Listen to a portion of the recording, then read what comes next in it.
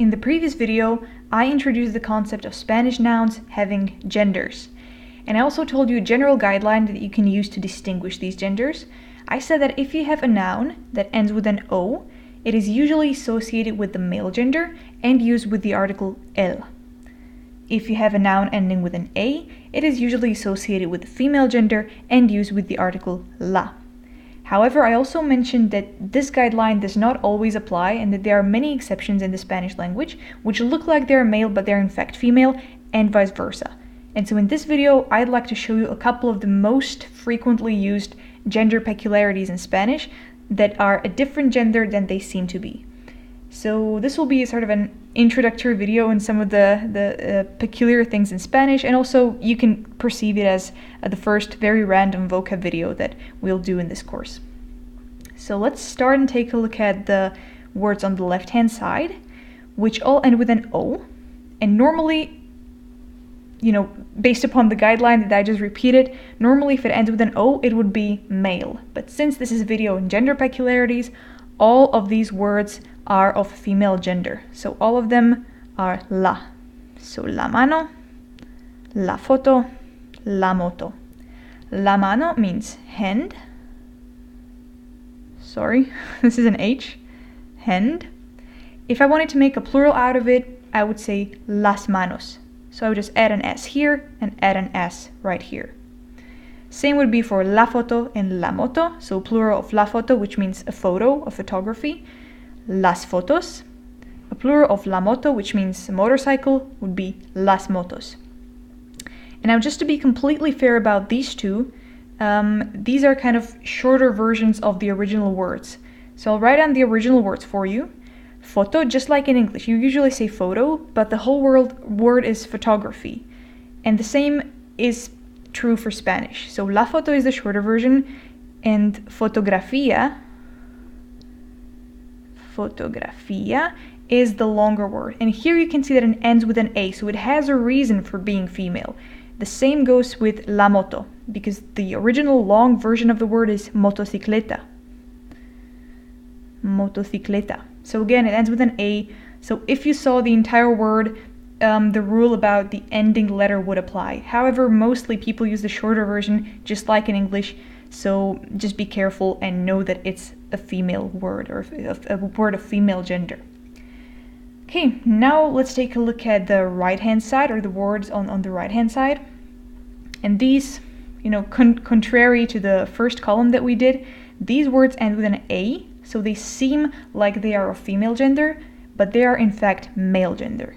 So, el sofá, which means sofa, el mapa, which means map, and el agua, el área, which means water and area.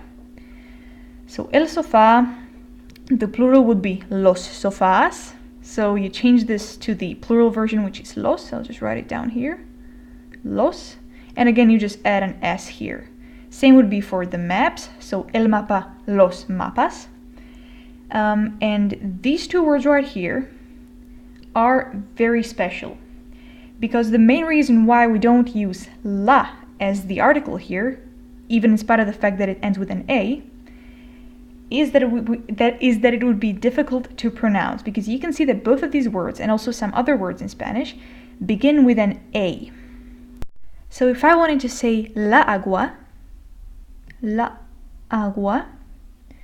I would have to say two A's next to each other, and both of these A's are accented, so they have the emphasis, because la is only a one-syllable word, so of course the emphasis lies on the A, and of course the natural emphasis or the natural accent in agua is in the first syllable. So I would have to say two accented A's next to each other, which is really difficult to pronounce, and it sounds really silly. La agua, it's almost impossible to say. So that is why there is a consensus, or that is why it's written in the Spanish rules that if you have words like agua, área, etc., in the singular form, they are perceived as male, or they have the male article in front of them. However, if I want to turn these words into a plural form, they become feminine again. So el agua, but las aguas, and las áreas. Because adding the S to the article eliminates the problem of having two a's next to each other. So they can come back to their natural gender. So unlike all of the other words that we've talked about, they retained their new gender, or their, let's say, unnatural gender, even in the plural form. But these ones, the words that had their gender changed because of the reasons of pronunciation, they get back to their normal original gender, or the gender that sounds more natural when they go into the plural form. Also, another important thing that you probably won't need to be using for some time, but I'll just want to explain it once we're at it. If you want to connect, for example, the word agua with some adjective, for example, if I want to say cold water, the adjective is in the female gender. So in spite of the fact that the article is male, we kind of have to keep in mind that the word is still feminine and that the article is male only because of pronunciation reasons. So if I wanted to say cold water, I would say el agua fría. So the ending would be a for the adjective as well. Let's just write it down here, el agua fría. So normally, if I wanted to say a male adjective, it would end with an O. But right here, since I have to keep in mind that it's still female, I say el agua fría. Okay, so that was just an extra piece of information. And I have two last gender peculiarities that I want to talk about. And these are not really classic peculiarities, but these are these are words that you cannot guess the gender only by looking at them, because they end with an E. Estudiante, which means student, and amante, which means lover, and many other words which either end with an E or end with a different letter, and it's difficult to guess what sort of gender they are. Well, many of these words work with both genders without the need to change them. So we can say el estudiante or la estudiante. Just the same way we can say el amante or la amante. So this works with both genders or both articles, and we don't have to change the word itself.